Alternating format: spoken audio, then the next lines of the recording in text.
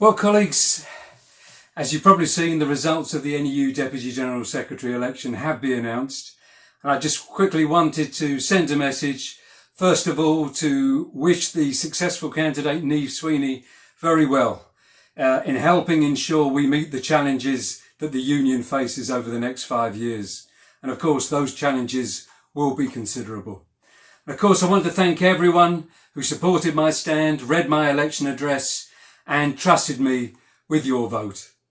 Now, Niamh has been elected DGS at a time when educators and education face even greater threats than ever to our pay and conditions, to school and college funding, to the organisation of union in what could become an even more fragmented, pressurised education system, ruled by tests and targets, and not what's best for our students.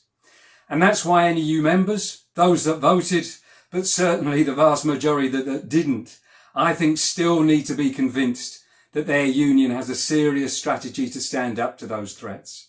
We do need a union that builds from below, but also leads with confidence from the top.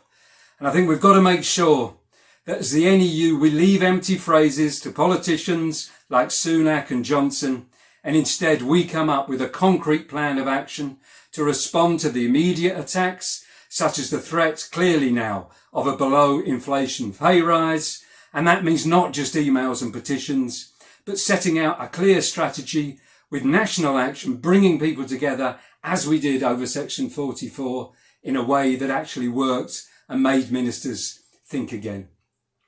And that's the kind of union that I think we still need to win.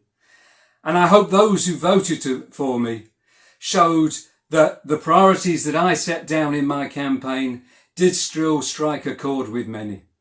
That I believe we still need to prioritise building confident workplace groups, but also that we mustn't leave them to battle alone. We've got to build and try to organise for national action. We've got to defend every member.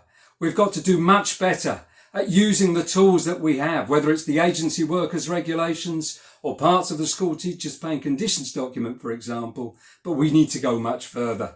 We need to win a better set of conditions, a national contract for all members that protects and improves people's pay, people's workload and people's conditions.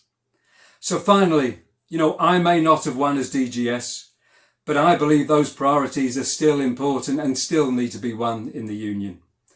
If you agree with these stands and the priorities and campaign that I put forward, please let's keep up the momentum that we've started to build in this campaign. Get in touch or keep in touch so that we can organise together and help make sure that we build a union that is up to the challenges ahead.